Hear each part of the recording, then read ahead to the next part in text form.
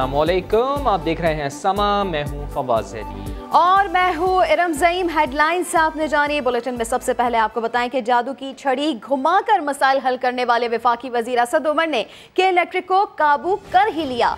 कल से कराची में गैर एलानिया लोड शेडिंग के खात्मे का ऐलान कर दिया। कहा इजाफी तेल और बिजली देंगे, अगर मसला हल ना हुआ तो कानून हरकत में आएगा। समा ने टेक ओवर का सवाल किया तो जवाब दिया कि ज़रूरत पड़ी तो के इलेक्ट्रिक को टेक ओवर भी कर लेंगे। 2023 से पहले 2150 मेगावाट बिजली का सिस्टम में इजाफे का दावा भी कर दिया। कहा कराची को तलब से भी ज़्यादा बिजली मिलेगी।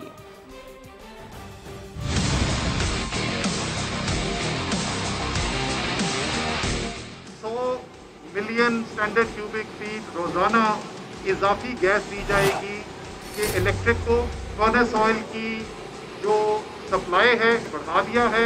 ये ना नतीजा अख्ज़ किया जाए कि गलती जो थी वो कोई पेट्रोलियम डिवीजन की थी, किसकी गलती से ये लोड शेडिंग में इजाफा हुआ, वो नेपरा अलग से एक फैसला देगा।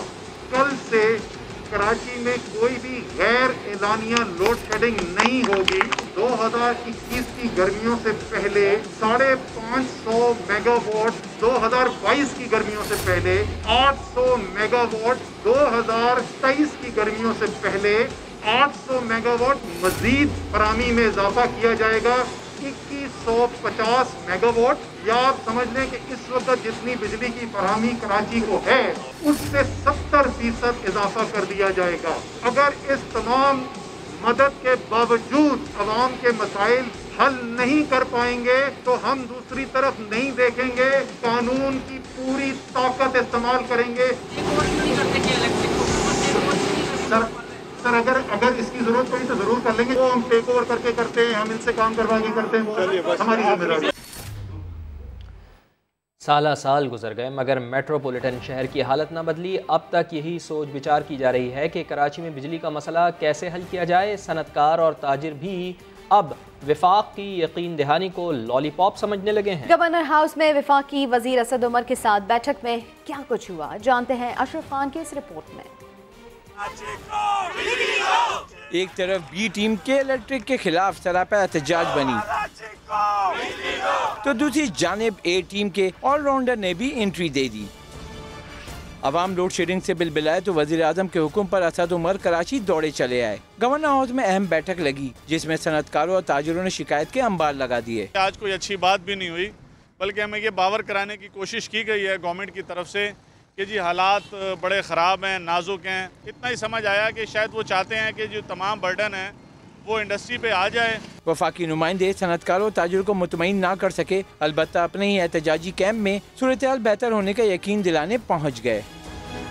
आज बड़े हाई लेवल पे इस मीटिंग का इख्तिताम हुआ, जिसका ऑफिशियली जिसके मिनट्स की गई है जिसको, तो इस पे आप हम पे भरोसा रखें। इंशाल्लाह जितना दर्द कराची का आपके दिल में है उतना ही दर्द वफाक में इमरान खान के दिल में भी ये दर्द महसूस हो रहा है। लगता है सनतकार अब हुक्मरानों की बातों में नहीं आएंगे, इसलिए मसाइल हल ना होने पर सुप्रीम कोर्ट जाने की भी धमकी दे दी। हम सुप्रीम कोर्ट में सेक्शन 158 के तहत अपने बेसिक राइट के तहत जाएंगे कि इन्होंने जो के इलेक्ट्रिक को मोनोपोली दी है कि 2023 तक के इलेक्ट्रिक जो है हमारा जुल्म करती रहेगी और हमारे साथ ये ज्यादती करती रहेगी। हम उसके खिलाफ सुप्रीम कोर्ट में रुजू करेंगे। सनतकारों ताजिरों ने खबरदार किया है कि बिजली और गैस के मसाइल जल्द हल ना हुए तो सनतें बंद हो जाएंगी। कैमरामैन मरगूब हुसैन के साथ अशरफ खान, समा, कराची।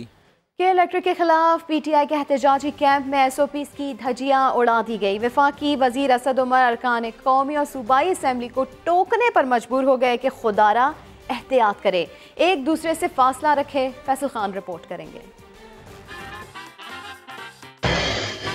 आप सबसे अपील, खुदा का वास्ता, बिजली से ज्यादा जरूरी है आपको अपने कोरोना से एहतियात करने। प्लीज बैठ जाएं, एक दूसरे के साथ ना खड़े हो प्लीज। जहां दो खवातीन हो और बात ना हो, ये कैसे हो सकता है। ये मनाजिर है पीटीआई के एहतजाजी कैंप के, जहां एक तो खातून ने मास्क नहीं लगाया, ऊपर से दीगर खवातीन के साथ साथ खड़े होकर कान में खुसर पुसर करने से बात नहीं आ रही। जानलेवा वबा से बाल बाल बचने वाले गवर्नर सिंध इमरान इस्माइल को भी मास्क लगाने की तौफीक ना हुई। गवर्नर तो डाइस पर आ गए मगर असद उमर के कदम नहीं उठ रहे थे, गुस्से में दूर दूर खड़े रहे। प्लीज आप लोग सोशल डिस्टेंसिंग रखें। असद भाई आइए, तशरीफ लाइए। असद उमर भाई, असद साहब तशरीफ लाइए। अलग थलग खड़े होने पर भी सुकून नहीं मिला, क्योंकि सेल्फी के शौकीन पीटीआई के अरकान वहाँ भी असद उमर के पास पहुँच गए। आवाजें देने पर वफाकी वजीर डाइस पर आए, मगर बेतहाशा रश देखकर रहा न गया। टोकने के बावजूद खिलाड़ी ना माने तो असद उमर को अपने कायद का वास्ता देना पड़ा। वजीर आजम के अगर कारकुन हैं, अगर आप वाकई में दिल से वजीर आजम को अपना लीडर मानते हैं तो खुदा का वास्ता फासला पैदा करें। हटो बच्चों का शोर बेमाने रहा। आखिर तक पीटीआई के अरकान कैमरे पर आने की कोशिश में आगे रहे। कैमरामैन एरिक परेरा के साथ फैसल खान, समा, कराची। नेपरा ने कराची में बिजली की तवील लोड शेडिंग की तहकीकात का ऐलान कर दिया है। फौरी तौर पर तहकीकाती कमेटी कराची भेजने का फैसला कर लिया गया है। मजीद बता रहे हैं इस्लामाबाद से हमारे नुमाइंदे वहाब कामरान। रोशनियों के शहर में अंधेरों का राज क्यों? शहर कायद में शदीद गर्मी में तवील और गैर एलानिया लोड शेडिंग की तहकीकात होंगी। नेपरा कराची में बिजली बहरान के हकायक सामने लाने के लिए मुतहर्रिक 4 रुकनी तहकीकाती कमेटी तश्कील दे दी। National electric power regulatory authority के मुताबिक 4 रुकनी तहकीकाती कमेटी की सरबराही DG monitoring and enforcement NEPRA करेंगे। कमेटी फौरी तौर पर कराची जाकर इंक्वायरी का आगाज करेगी। हुकाम ने बताया कि कमेटी कराची में अवाम, ताजिर रहनुमाओं और के इलेक्ट्रिक हुकाम से मुलाकात के बाद तफसीली रिपोर्ट आइंदा हफ्ते अथॉरिटी को जमा कराएगी। रिपोर्ट की रोशनी में के इलेक्ट्रिक के खिलाफ मजीद एक्शन का फैसला किया जाएगा। वहाब कामरान, समा, इस्लामाबाद। वज़ीर आज़म इमरान खान का बड़ा इक़दाम। इश्तिहारात में कमीशन लेने के इल्ज़ाम में मुशीर इत्तलात खैबर पख्तूनख्वा अजमल वज़ीर को फारिग कर दिया गया। अजमल वज़ीर को ओहदे से हटाने का एलामिया भी जारी कर दिया गया है। इस हवाले से देखते हैं ये रिपोर्ट।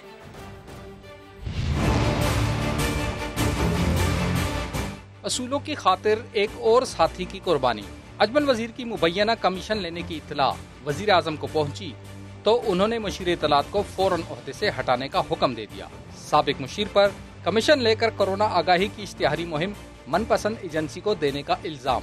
अजमल वज़ीर के खिलाफ डील की ऑडियो भी मंजर आम पर आ गई। वज़ीर आला ने कामरान खान बंगश को महकमा इत्तलात का कलमदान सौंप कर चीफ सेक्रेटरी को मामले की तहकीकात का हुक्म दे दिया।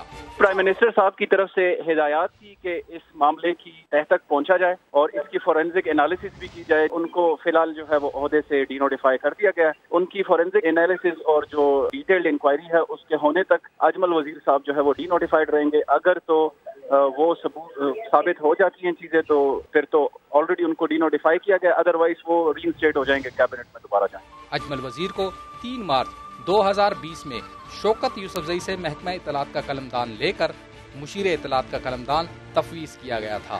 तारिक आफाक, समा, पेशावर। इश्तिहारात में कमीशन लेने के इल्ज़ाम में मुशीर इत्तलात खैबर पख्तूनख्वा अजमल वज़ीर को फारिग कर दिया गया है। अजमल वज़ीर और इश्तिहारी कंपनी के नुमाइंदे की मुबैना ऑडियो लीक समा को मौसूल हो गई है। दोनों के दरमियान क्या बातचीत हुई है, आइए आपको सुनवा देते हैं। 15-16% होती है, 16% सिंध की 13%, पंजाब की 15%, फैसले की 17%, यहाँ की 16%। यार देखो वो तो हम जो है ना इस चीज़ को देखेंगे कि वो जो 15% है वो आपसे उस अमाउंट पे काटी जा रही है कि जो टोटल है या उस पे काटी जा रही है कि जो वो तो फिर आपको वो पैसे आ ही नहीं रहे। हाँ वो आ ही नहीं रहे। तो अगर आप कहते हो 15% उसमें GST करती है या 16% करती है, ये तो फिर जो है ना वो एक अजीब किस्म का है। उस दिन आपने 2% का हमें कहा था कि मुझसे टैक्स कटेगा। वो जो टैक्स होता है वो होता है इनकम टैक्स। लेकिन कोई मसला नहीं है सर, मैं बोलता हूँ आप देख लीजिए, नहीं कटी तो मैं आपको दे दूँगा। नहीं फिर दो नहीं, फिर 10% दूँगा। अगर नहीं कटी ना 10% दूँगा। घर का भेदी लंका ढाई। कराची में साल की सबसे बड़ी डकैती में शोरूम का मुलाजिम ही मुलजिम निकला। जमशेद क्वार्टर्स पुलिस ने मुलाजिम और उसके भाई को गिरफ्तार करके 51 लाख रुपए भी बरामद कर लिए हैं। मजीद जानते हैं chief crime reporter Ahmed Rahman Khan से। अहमद रहमान, तफसीलात दीजिए। जी बिल्कुल, ये 4 रोज कबल एक डकैती की वारदात हुई थी। जमशेद रोड पर वाक़ एक शोरूम था जिसमें कुछ मुल्जिमान दाखिल हुए थे। 2 करोड़ 38 लाख रुपए इस शोरूम से लूटे गए थे और उसके बाद मुल्जिमान फरार हो गए थे। जमशेद क्वार्टर पुलिस ने इस वाक़े की तहकीकात का आगाज किया तो पता ये चला कि इसी शोरूम में जो मुलाजिम था उसने ये पूरा मंसूबा बनाया था और अपने भाई के साथ और अपने दीगर साथियों के साथ मिलकर ये वारदात की। इस वारदात में जो मुलाजिम है इस शोरूम का, वो और उसका भाई तो गिरफ्तार हो गए हैं, लेकिन दीगर मुल्जिमान जो है वो फरार हो चुके हैं। उनके लिए भी छापे मारे जा रहे हैं। जो मुलाजिम और उसका भाई गिरफ्तार हुआ है, उनके कब्जे से 51 लाख रुपए बरामद हुए हैं और उनका ये कहना है कि बाकी रकम जो है वो दीगर मुल्जिमान के हिस्से में आई थी और वो अपने साथ लेकर फरार हो गए। तो पुलिस ने मजीद एक टीम तश्कील दी है ताकि दीगर मुल्जिमान को भी गिरफ्तार किया जा सके। जी, बहुत शुक्रिया अहमद रहमान, अपडेट किया आपने। तहरीक इंसाफ के MNA अहमद हुसैन डाहर को शाह महमूद कुरैशी पर इल्ज़ामात लगाना महंगा पड़ गया। समा को दिए गए इंटरव्यू पर रुकने कौमी असम्बली को शो कॉज नोटिस जारी कर दिया गया। नईम अशरफ भट्ट की रिपोर्ट। वक्त मुल्तान में जितनी करप्शन हो रही है, खुदा की कसम खा के कहता हूँ पाकिस्तान की तारीख में आज तक नहीं हुई। जिम्मेदार अगर कोई है तो वो शाह महमूद कुरैशी है। पार्टी के वाइस चेयरमैन पर संगीन इल्जामात, रुकन कौमी असम्बली को लेने के देने पड़ गए। अहमद हुसैन को इंटरव्यू पर शोकाज नोटिस मिल गया। जब वो आपको जाके कहें कि आप बिस्मिल्लाह करें, हम हाजिर हैं, फिर तो बिस्मिल्लाह करने वालों की देर है। और अगर बिस्मिल्लाह करने वाले खान साहब से मुखलिस हो तो कहां से बिस्मिल्लाह हो। 8 जुलाई को समा को इंटरव्यू में अहमद हुसैन ने शाह महमूद कुरैशी और दीगर वुज़रा को तनकीद का निशाना बनाया। पार्टी ने इंटरव्यू का नोटिस लिया। डिसिप्लिन कमेटी ने इज़ारे वजू का नोटिस भिजवा दिया। नोटिस में कहा गया है कि बतौर रुकन कौमी असम्बली अहमद हुसैन का रवैया पार्टी पॉलिसी और आइन की खिलाफ वर्जी है। अहमद हुसैन को अपना मौक़िफ़ पेश करने के लिए 15 जुलाई को सब कमेटी में पेश होने की हिदायत की गई है। नईम अशरफ भट्ट, समा, लाहौर। तारीख पर तारीख अदालती फैसलों में ताखीर की वजह क्या? समा सब सामने ले आया। अहम तरीन अदालतों में कहीं जजेस नहीं तो कहीं अमला भर्ती नहीं किया गया। मुल्क भर में 102 खुसूसी अदालतें और ट्रिब्यूनल्स जजेस ना होने की वजह से गैर फाल है। मजमूई तौर पर 302 अदालतों में अमले के 1175 आसामियाँ खाली हैं। बिल्कुल, तारीख पर तारीख अदालती फैसलों में ताखीर की वजह क्या है? समा सब सामने ले आया है। अहम तरीन अदालतों में कहीं जजेस नहीं हैं तो कहीं अमला नहीं है। मुल्क भर में 102 खुसूसी अदालतें और ट्रिब्यूनल्स जजेस ना होने की वजह से गैर फ़ाल हैं। मजमूई तौर पर 302 अदालतों में अमले की 1175 आसामियाँ खाली हैं। जजेस ना होने से 102 खुसूसी अदालतें और ट्रिब्यूनल्स गैर फ़ाल हैं। समा के नुमाइंदे ज़ुल्क़रनैन इकबाल हमारे साथ मौजूद हैं। ज़ुल्क़रनैन, क्या यही वजह है कि मुकदमात अपने मंतकी अंजाम तक नहीं पहुँच पाते? हाँ जी, बिल्कुल ऐसे ही वजह है कि अभी अगर देखा जाए तो जो वफाकी हुकूमत के तहत इंतजामी ट्रिब्यूनल और अदालतें हैं जिनमें एहतसाब अदालतें हैं, इंसदाद दहशतगर्दी की अदालतें हैं, ड्रग कोर्ट है, कस्टम कोर्ट है, इस तरह की 48 हैं पंजाब में अदालतें हैं जिनमें से 16 के सिर्फ जजेस ही नहीं है। और अगर सिंध की बात की जाए तो 33 में से 5 जजेस हैं।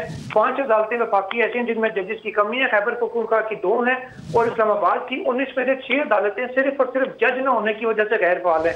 इसी तरीके से अगर बात की जाए इन अदालतों में अमले की तो पंजाब की 157 असामियाँ जो है अदालतों में खाली पड़ी हैं। इसी तरीके से 79 जो है वो सिंध में और 49 असामियाँ खैबर पख्तूनख्वा में और बलोचिस्तान की जो है 6 में से 8 अदालतें ऐसी हैं जिनमें स्टाफ की कमी है।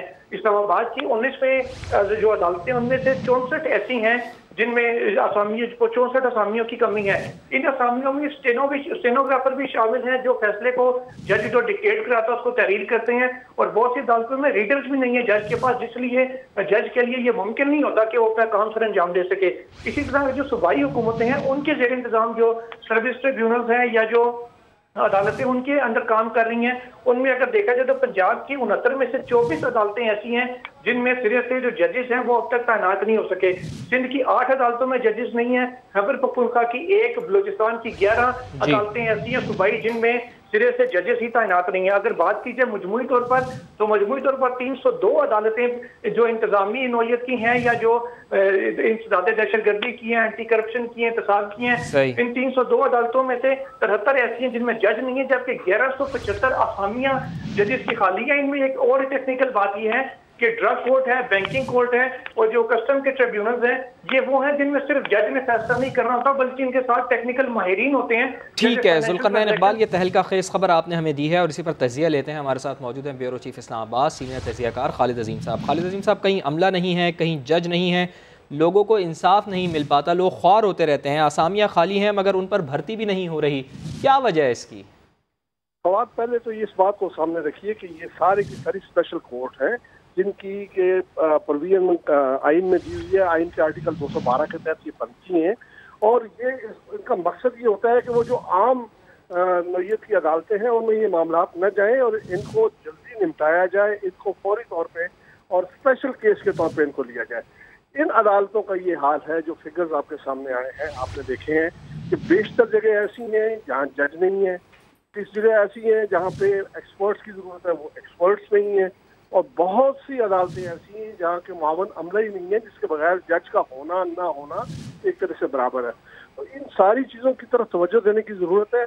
National judicial policy making committee अक्सर व बेशतर जो है वो तवज्जो दिलाती रहती है हुकूमतों की इस जानिब, लेकिन किसी के कान पे जूं नहीं रेंगती, और जब सर्जनिश होती है तो फिर कहते हैं कि अदालतें जो हैं वो हमारी सर्जनिश कर रही हैं, हमें बुरा भला कह रही हैं, जबकि जो करने के काम है वो किए नहीं जाते और बड़ी मुश्किलात पैदा हो रही हैं। इसमें वो मैं समझता हूँ कि जो स्पेशल लॉ बना हुआ है वो एक तरह से गैर मौसर होकर रह जाता है जब आप तक उसका पूरा मैकेनिज्म जो है वो नहीं बनाते हैं, उस तरह से लोगों के लिए सहूलत प्रोवाइड नहीं करते। 1175 असामियों का खाली होना कोई मामूली बात नहीं है, और मैं नहीं समझता कि इसमें कोई बहुत बड़ी रॉकेट साइंस है। ये अगर इसकी तरफ तवज्जो दी जाए तो ये प्रॉपर अंदाज में ये हो सकता है और ये मुकदमा निमट सकते हैं। मुकदमात का अंबार लगता जा रहा है और हम जो फैसिलिटेट करना चाहिए हमारी हुकूमतों को, वो उसको फैसिलिटेट करने की तरफ जो कोई तवज्जो दे नहीं रहे। बहुत शुक्रिया आपका खालिद अजीम साहब। पीपल्स पार्टी के साबिक रहनुमा और उज़ैर जान बलोच के करीबी साथी हबीब जान बलोच का कहना है कि पीपल्स पार्टी की आला क़यादत और उज़ैर बलोच के दरमियान करीबी रवाबित थे। पीपल्स पार्टी अब गलत बयानी कर रही है। अहमद रहमान खान को इंटरव्यू देते हुए हबीब जान बलोच ने मजीद क्या बताया, आइए देख लेते हैं। मैं तो इस बात को मुस्तरद करता हूँ कि अगर पीपल्स पार्टी कहती है कि हमारे रास्ते नहीं थे, वो इंतहाई गलत बयानी से काम देती है। जो सच है उसको छुपाया नहीं जाता। ये मानना है उज़ैर बलोच के पीपल्स पार्टी के साथ रास्ते नहीं थे, बल्कि मरासिम। लेकिन आसिफ अली जरदारी, सैयद कायम अली शाह और मौजूदा वज़ीर वज़ीर आला फरियाल साहिबा, कादर पटेल, सईद गनी, यूसुफ बलोच साहब, नबील गबोल और ऐसे बहुत सारे पीपल्स पार्टी के सिंध के या वो लोग जो सिंध से ताल्लुक रखते थे, हमारा ख्याल है सब लोग उज़ैर को जानते। अब आप उज़ैर बलोच को पाबंद रखकर जीआईटी का नाम लेकर किसको ब्लैकमेल करना चाहते हैं, किसको डराना चाहते हैं? उज़ैर ने जो क्राइम किया है वो मानता है, सबूत रियासत देती है, उसे आप सजा दें। हबीब जान बलोच का कहना है कि रहमान मलिक की वजारत दाखिला उज़ैर बलोच के घर के दरवाजे पर हाथ बांधे खड़ी रहती थी और आसिफ जरदारी मुंह बोले भाई से मिले भी थे। नैब का हज इश्तिहारी मुहिम में मुबैना बेज़ाब्तगियों की मुकम्मल छानबीन का फैसला। नैब रावलपिंडी का नूरुल हक कादरी के खिलाफ तहकीकात का दायरा वसी कर दिया गया। गुज़िश्ता 2 साल की इश्तिहारी मुहिम का मुकम्मल रिकॉर्ड मुतालिका इदारों से हासिल किया जाएगा। सरकारी इमारत अपने बिजनेस पार्टनर को दिए जाने की शिकायत पर भी छानबीन मुकम्मल कर ली गई है। तो नैब का हज इश्तिहारी मुहिम में मुबैना बेज़ाब्तगियों की मुकम्मल छानबीन का फैसला। नैब रावलपिंडी का नूरुल हक कादरी के खिलाफ तहकीकात का दायरा वसी। गुज़िश्ता 2 साल की इश्तिहारी मुहिम का मुकम्मल रिकॉर्ड मुतालिका इदारों से हासिल किया जाएगा। सरकारी इमारत अपने बिजनेस पार्टनर को दिए जाने की शिकायत पर भी छानबीन मुकम्मल कर ली गई है। पीटीआई के रुकन सिंध असम्बली हलीम आदिल शेख भी एहतसाब के कटहरे में आएंगे। नैब ने सरकारी अराजी पर कब्जे के इल्ज़ाम में हलीम आदिल शेख के खिलाफ तहकीकात शुरू कर दी। नैब के मुताबिक तहरीक इंसाफ के MPA हलीम आदिल शेख पर 253 एकड़ सरकारी ज़मीन पर कब्जे का इल्ज़ाम है, जिसकी तहकीकात का आगाज़ करते हुए नैब ने डिप्टी कमिश्नर मलीर को ख़त लिखा है कि मलीर की 253 एकड़ ज़मीन पर कब्जे और फ़रोख्त से मुतालिक रिपोर्ट फराहम की जाए। नैब ने डिप्टी कमिश्नर मलीर को 27 जुलाई तक मुकम्मल रिकॉर्ड फराहम करने की हिदायत की है। एंटी करप्शन सिंध भी हलीम आदिल शेख के खिलाफ तहकीकात कर रहा है।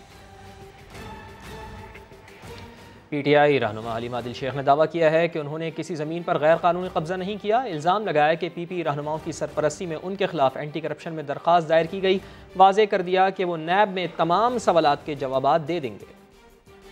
2018 से ये एंटी करप्शन में मेरे खिलाफ एक दरख्वास्त डलवाई, जिसको बैकिंग की पीपल्स पार्टी के लीडर्स ने, जिसका सबूत मेरे पास मौजूद है और जहां होगा उसको अल्टीमेटली सामने आएगा। सेशन कोर्ट से भी फैसला हक में आया हमारे, और हाई कोर्ट ने भी कहा कि कोई इस लैंड पर कब्जा नहीं, इसी किस्म के इल्जामात पे कोई जमीन उसकी कब्जा कर ली। इसके अंदर सिर्फ मेरी 4 एकड़ जमीन है, बाकी मेरे कजन है, मेरे भाई हैं और हमारे दूसरे अहबाब हैं, उनकी जमीन है इसके अंदर, जो जिसका जिक्र हो रहा है 250 एकड़ जमीन है, मुख्तलिफ लोगों की जमीन है, और वो भी 1-1 इंच लेजिटिमेट है, 1-1 इंच लीज लैंड है, कोई कब्जा नहीं है इलीगल। नैब हमसे पूछेगा, इंशाअल्लाह हम भी एक चीज बता देंगे, और हम वेलकम करते हैं। नैब एक आजाद इदारा है और इससे साबित भी हो रहा है कि पीटीआई पे जो इल्जाम लगाते हैं गठजोड़ का, ऐसी कोई बात नहीं। डेयरी फार्मर माफिया फिर बेलगाम हो गया। कराची में फी लीटर दूध 10 रुपए इजाफे के बाद 120 रुपए फी लीटर फरोख्त होने लगा। कमिश्नर कराची को कीमत बढ़ने के बाद होश आया, मंगल को इजलास बुला लिया। तफसील इस रिपोर्ट में जानेंगे। हमने सबको खतूत लिखे हैं 12, और जब किसी की जानिब से कोई जवाब नहीं आया, हमारी कहीं कोई सुनवाई ना हुई, तो फिर मजबूरन फार्मर्स ने एक एक्शन कमेटी बनाई और अपने दूध के रेट का ऐलान कर। डेयरी फार्मर्स माफिया ने जो कहा कर दिया, मगर सरकार ने क्या किया, देखती रह गई और दूध 10 रुपए फी लीटर महंगा हो गया। सरकारी रेट 95 रुपए फी लीटर पर तो हुकूमत पहले ही अमल नहीं करवा पा रही थी। 110 रुपए से भी अब फी लीटर दूध 120 रुपए फी लीटर में फरोख्त हो रहा है। शहरी सवाल करते हैं कि कोई पूछने वाला नहीं। 120 रुपए जो है वो दूध कर दिया, 180 रुपए जो है किलो दही बना दिया, जबकि ये 160 और 110 रुपए चल रहा था। भाई भैंस वालों ने महंगा किया, जब पीछे से हमारे को महंगा मिलेगा तो हम ही फिर महंगा ही बेचेंगे भाईजान। पहले तो हमें बताएं हमारे मुल्क में हुकूमत है तो कहाँ है, किसके पास है। दूसरी बात यह है कि अगर हुकूमत है तो किसी को बोलने वाला है कोई कि भाई दूध महंगा क्यों किया या सस्ता क्यों नहीं बेच रहे। उधर अल्ले से शहर में महंगा दूध फरोख्त हो रहा है और कमिश्नर कराची अब मंगल को इजलास बुलाकर मामले पर गौर करेंगे। कराची वालों तैयार हो जाओ। डेयरी फार्मर्स एसोसिएशन के सदर शाकिर उमर गुजर ने दो टोक कह दिया है कि अभी तो 10 रुपए फी लीटर दूध महंगा किया है, 1 माह बाद मजीद 10 से 15 रुपए बढ़ाए जाएंगे। समा के नुमाइंदे मुदस्सिर नज़ीर से गुफ्तगू करते हुए शाकिर गुजर का कहना था कि अवाम वफाक और सिंध हुकूमत से नाराज़ हों, क्योंकि अजनास की कीमतें वही बढ़ाते हैं जिसका खमियाजा अवाम को भुगतना पड़ रहा है। जो भैंस हमें 80,000 रुपये की मिलनी थी ना, वो आज हमें 3 लाख रुपए की मिल रही है। जो गाय हमें 50,000 रुपये की मिलती थी, हमारी थर की गाय, वो 1,20,000 रुपये की मिल रही है। तो अजनास की जो कीमतें हैं, जो अजनास हमें 12 रुपये किलो मिलते थे, वो एक्सपोर्ट हो रहे हैं वफाक की पॉलिसीज़ की वजह से। और ज़ाहिरी सी बात है, जब वो एक्सपोर्ट हो जाएंगे, हमें नहीं मिलेंगे, तो हमारे लिए उनकी कीमतें बढ़ जाएंगी। जब उनकी कीमतें बढ़ेंगी तो बराह रास्त दूध की कीमतें बढ़ेंगी ना। उसके असरात जब दूध की कीमतों पर आएंगे तो वो अवामुन्नास पे आएंगे, हम पे नहीं आएंगे। बहुत मोहतात रहते हुए ये 10 रुपये लीटर का इजाफा कराची भर की तमाम एसोसिएशंस की मशावरत से हुआ है। इजाफा होना था 25 रुपये फ़ी लीटर का। ये इजाफा बहुत मोहतात कोविड-19 के जो मामलात हैं उसे मद्देनज़र रखते हुए बहुत मोहतात इजाफा है 10 रुपये फ़ी लीटर का। 1 माह बाद मज़ीद इसके ऊपर हम बढ़ाने का सोचेंगे, कम अज़ कम 15 रुपये फ़ी लीटर। दूध की बढ़ती कीमतें थमने का नाम नहीं ले रही। दूध फरोश सरकारी कीमत 94 रुपये फ़ी लीटर के बजाय 120 रुपये फ़ी लीटर में दूध फरोख्त कर रहे हैं। साथ साबरी की रिपोर्ट। पहले 100, फिर 110 और अब 120। दूध की कीमतें थमने का नाम ही नहीं ले रही। दूध की बढ़ती कीमतों पर दूध फरोश क्या मंतक पेश करते हैं और आवाम कितने परेशान हैं, चलिए आपको दिखाते हैं। पीछे से जब मंडी महंगी होगी, जाहिर सी बात है, अब 7,000 रुपये, 6,500 रुपये, 6,000 रुपये रेट होगा तो आप खुद हिसाब लगाएं। 40 किलो दूध होता है, अब 40 किलो 6.5 का अगर हम लेते हैं तो क्या रुपये किलो में पड़ेगा? 110, 115, 120 रुपये तो हमें पड़ेगा। उसके बाद फिर बिजली का खर्चा है, शॉपरें हैं, थैलियाँ हैं दूध की, अक्सरियत काफ़ी खर्चा हो जाता है। हर आदमी का अपने मनमाने रेट है, जिसका दिल कर रहा है उस रेट पे दूध बेची जा रहा है। क्या समझते हैं क्यों ऐसा हो रहा है? सर ये भी माफिया है पूरी। जैसे ये जिसका दिल करता है, लेकिन प्राइस कंट्रोल का तो खैर चक्कर ही नहीं है अभी यहाँ पे। कोई है चेक एंड बैलेंस हो, कुछ भी नहीं है। कोई इनसे पूछे, कभी इनसे कोई पूछने के लिए आया, उनसे को जिसका दिल करेगा वो 130 भी बेचना शुरू कर देगा। आवाम तो है बहुत परेशान है, काफ़ी परेशान है, जाहिर है। ये एक ज़रूरी इस्तेमाल की चीज़ है, लाजमी है, बच्चों के लिए भी चाहिए, बड़ों के लिए भी अहम चीज़ है, और इसको रेट कम करने चाहिए। सरकारी कीमतों की परवाह किए बगैर दूध फरोश अपनी मनपसंद कीमतों पर दूध फरोख्त कर रहे हैं। अवाम का कहना है कि हुकूमत ऐसे मुनाफाखोरों के खिलाफ सख्त से सख्त एक्शन ले। कैमरामैन कासिम रईस के साथ साबरी, समा, कराची। टमाटरों की कीमतें आसमान से बातें करने लगीं। एक हफ्ते के दौरान नरखों में 60% इजाफा, सेंचुरी मुकम्मल कर ली है। अब्दुर्रहमान की रिपोर्ट। ईद कुर्बा में अभी 3 हफ्ते बाकी, मगर मुनाफाखोरों ने चाकू छुरियां तेज कर ली। टमाटर के नरखों में एक हफ्ते में 60 रुपए का इजाफा। 40 में मिलने वाला टमाटर अब 80 से 100 रुपए में फरोख्त होने लगा। दीगर सब्जियों की कीमतों में 10 से 20 रुपए किलो इजाफा हुआ। पहले जो थे वो 30, 25 रुपए, 40 रुपए किलो बिकते थे, अभी 80 रुपए, 90 रुपए, 100 रुपए किलो बिक रहे हैं। तो ये बहुत महंगाई, अभी माफिया जो है वो सरगर्म है। तो इतने महंगे नहीं थे, सब कुछ महंगे हो गए, 20-40 रुपए सब कुछ महंगे हो गए। दुकानदारों ने खबरदार किया, ईरान और अफगानिस्तान से सप्लाई शुरू ना हुई तो टमाटर मजीद महंगा होगा। टमाटर काबुल से नहीं आता है, ईरान वाला टमाटर भी बंद है, और पेशावर का जो टमाटर है वो पंजाब, कराची, सारा मुल्क पहुंच रहा है, इस वजह से महंगा है। हर साल ईद कुर्बा से कबल टमाटर, लहसुन और अदरक की कीमतें बढ़ा दी जाती हैं, मगर इंतजामिया खामोश तमाशाई बने दिखाई देती है। कैमरामैन असद अली के साथ अब्दुर्रहमान, समा, पेशावर। PIA तैयारा हादसे में जाँ बहक अफराद की कीमती अशिया वापस करने का अमल शुरू कर दिया गया। पहले दिन लवाहिकीन सामान क्लेम करेंगे, जबकि कार्रवाई मुकम्मल होने के बाद तीसरे रोज़ सामान वापस कर दिया जाएगा। मज़ीद जान लेते हैं समा के नुमाइंदे साद साबरी से। जी साद, बताइए। जी बिल्कुल, 22 मई को होने वाला PIA तैयारा हादसा में जाँ बहक अफराद के जो कीमती अशिया थे और सामान थे उनको डिस्प्ले करने का और उनको क्लेम करने का आज सिलसिला जारी है। ये 3 रोज़ा अमल है, जिसका आज पहला रोज़ है, और आज पहले दिन जो जाँ बहक अफराद के लवाहिकीन हैं वो यहाँ पर आकर अपने प्यारों की चीज़ों को क्लेम कर सकते हैं। डिस्प्ले पे वो तमाम चीज़ें लगी हुई हैं जिनको वो देख सकते हैं, और उसके बाद एक क्लेम फॉर्म के ज़रिए वो अपनी चीज़ों को जो है वो बता सकते हैं कि ये चीज़ें उनके अपने रिश्तेदारों की हैं। उसके बाद कल भी ये मरहला जारी रहेगा, और तीसरे रोज़ यानी कि पीर के रोज़ जो है वो तमाम लवाहिकीन को उनका क्लेम किया हुआ सामान जो है वो हैंड ओवर कर दिया जाएगा। जी साद, बहुत शुक्रिया आपका। आप हमें आगाह कर रहे थे। नॉर्थ कराची का मोहम्मद शाह कब्रिस्तान इंतज़ामिया की लापरवाही की वजह से अबतर सूरत हाल से 2 चार है। गटर का पानी कब्रों तक पहुँच गया है, लेकिन इंतज़ामिया टस से मस नहीं हो रही। बिछड़ने का गम वही जानता है जिसका प्यारा दुनिया से रुखसत होता है। हुकूमत जिंदा शहरियों का ख्याल तो करती नहीं, मगर दुनिया से जाने वाले भी इंतजामिया की लापरवाही का शिकार होने लगे। मोहम्मद शाह कब्रिस्तान में फातिहा पढ़नी है तो सीवरेज के नापाक पानी से बचकर गुजरना होगा। अपने प्यारों की कब्र पर हाजिरी के लिए आने वाले शहरी इंतजामिया पर बरस पड़े। देखने वाला नहीं है बेचारा, जो अपने फातिहा अपने वालिद के लिए वालिदा के पढ़ने के लिए तो बेचारा बड़ी मुश्किल से, आने जाने वाले के लिए बड़ी मुश्किल से यहाँ से गुजरना पड़ रहा है। पहले ये घरों में, गलियों में, मोहल्ले में पानी, जब भी बारिश हुआ है ये घरों में घुसे पानी। आज ये नौबत है कि ये जो है ये कब्रिस्तानों में हर कब्र में जो है ना पानी घुस रहा है, कोई भी देखने वाला नहीं। नई कब्रें पुरानी तो गायब हो गई, नई कब्रों में पानी जा रहा है। मरकर भी चैन ना आया तो किधर जाएं? कब्रिस्तान की देखभाल ना होने की वजह से जानवर भी कब्रों को नुकसान पहुंचा रहे हैं। दूसरों के हुकूक की जंग लड़ने वाली सोशल मीडिया एक्टिविस्ट की मौत का मौमा 13 रोज़ बाद भी हल ना हो सका। सदफ जहरा की लाश मिली तो गर्दन पर फंदे का निशान वाज़े था। खातून का शौहर और मुल्ज़िम अली सलमान जुडिशल रिमांड पर जेल में है, जबकि पुलिस को तफ्तीश की गाड़ी आगे बढ़ाने के लिए फॉरेंसिक रिपोर्ट का इंतज़ार है। रावलपिंडी से सदाकत अली की रिपोर्ट। पहले फेसबुक पर दोस्ती, फिर प्यार और 2016 में पसंद की शादी, लेकिन अंजाम बहुत ही खौफनाक हुआ। Social media activist Sadaf Zahra की 28 जून को रावलपिंडी में अपने कमरे में पंखे से लटकती लाश मिली। मौत की वजूहात ताहाल राज। खातून की बहन महविश जहरा ने थाना एयरपोर्ट में FIR दर्ज कराई और अपने बहनोई साबिक प्रोड्यूसर अली सलमान पर कत्ल का इल्जाम आयद कर दिया। इब्तिदाई पोस्टमार्टम में सदफ जहरा की गर्दन पर फंदे जबकि बाएं हाथ पर जख्म का निशान पाया गया। पुलिस को जाए वक़ूआ से एक तहरीर भी मिली जिसमें मुतवफ़िया ने अपने शोहर को लिखा कि मैं तुम्हें चाहती हूं लेकिन हालात से तंग आ चुकी हूं। इन शवाहिद के बावजूद पुलिस मौत की वजह का तयन न कर सकी।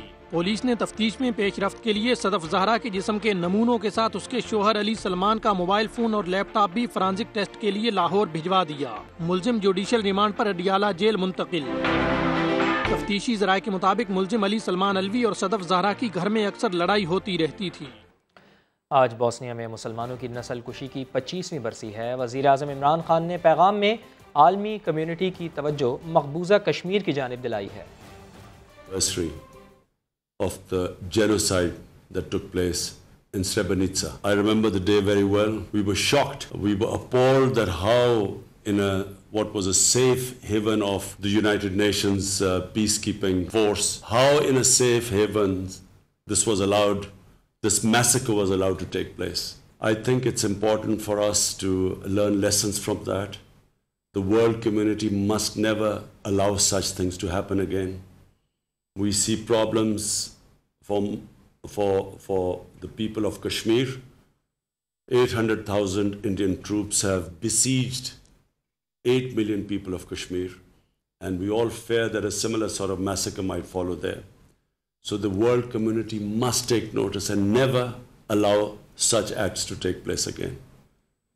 From the people of Pakistan, I send my salams and best wishes to the people of Bosnia. आगे बढ़ते हुए आपको बताएं कि सलीम मलिक ने पीसीबी की जानिब से एतराफ़ी लेटर मंजर आम पर लाने को मज़े का खेज करार दे दिया। कहते हैं वो दूसरे जवाब की तैयारी कर रहे थे, बोर्ड नई कहानी सामने ले आया। सेठी साहब ने मुझे कहा कि यार ये इसको मसले को हल करो। अब सुभान और तफज़ुल जो थे, इन्होंने कहा जी ये एक तरीका है कि ये हम आपको बना के देते हैं एक लेटर, इस पे आप साइन कर दें, हमने आईसीसी को खुश करना है और ये with in a couple of days ये आपका जो है ना मसला हल हो जाएगा। पीसीबी में जवाब मुस्तरद, साबिक कप्तान सलीम मलिक सामने आ गए। एतराफ़ी लेटर मंजर आम पर लाने को मुज़क्का खैज़ करार दे दिया। बोले 2014 के एतराफ़ी लेटर पर सुभान अहमद और तफज़्ज़ुल रिज़वी के कहने पर दस्तखत किए थे।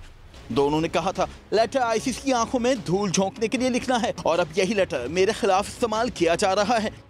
मुझे जो कहा गया था कि आपको ये हमने आईसीसी को आई वॉश करने के लिए देना है, तो ये तो इन्होंने मेरे खिलाफ इस्तेमाल कर रहे हैं। ये तो बड़ी मतलब मज़ाखेज़ बात है कि आप मुझसे किस चीज़ के लिए आपने लिखवाया कि हम आई वॉश करना है और ये मेरे खिलाफ यूज़ कर रहे हैं। मैच फिक्सिंग के जुर्म में ताहयात पाबंदी का शिकार सलीम मलिक 2014 में चेयरमैन पीसीबी के नाम खत में जुर्म का एतराफ़ कर चुके हैं। एतराफ़ी खत की कॉपी के मुताबिक सलीम मलिक ने उस वक्त के चेयरमैन नजम सेठी से अपने गलत कामों का एतराफ़ किया था और कहा था कि वो अपने गलत कामों पर अपने परस्तारों से माफ़ी मांगते हैं। बुलेटिन के आखिर में आपको बताएं कि मर्दान के बागात में लीची की फसल तैयार हो गई। शहाब अकबर रिपोर्ट करेंगे। मर्दान की तहसील रुस्तम के बागात में गर्मियों के खास फल लीची की फसल पककर तैयार हो गई। बागबान का कहना है मुनफरिद और जायकेदार फल की तैयारी निस्बतन मुश्किल मरहला है। लीची जो है ना ज़्यादा गर्मी मानता है और ज़्यादा जो है ना बारिश मानता है। साल जो है ना बहुत ज़्यादा बारिश हो गया, हमारे फलों पे बहुत असर पड़ा है और फल तकरीबन आधे से भी इस साल बहुत कम पड़ा है। लीची के कारोबार से वाबस्ता अफराद इस साल फसल के ख़राब होने से नुकसान उठाने पर मजबूर हैं। पिछले साल हमें कुछ बचत हुई थी, लेकिन इस दफ़ा जो है कि मौसम की ख़राबी की वजह से लीची में कम फल लगा है और नुकसान है। लोग लॉकडाउन की वजह से बाहर ही नहीं निकलते, तो फिर वो लीची क्या खाएंगे। मर्दान के बागात की लीची को पेशावर और कराची की फ्रूट मंडियों में भी फरोख्त किया जाता है। शहाब अकबर, समा, मर्दान। एक ब्रेक के बाद दोबारा हाजिर होंगे हेडलाइंस के साथ। देखते रहिए समा।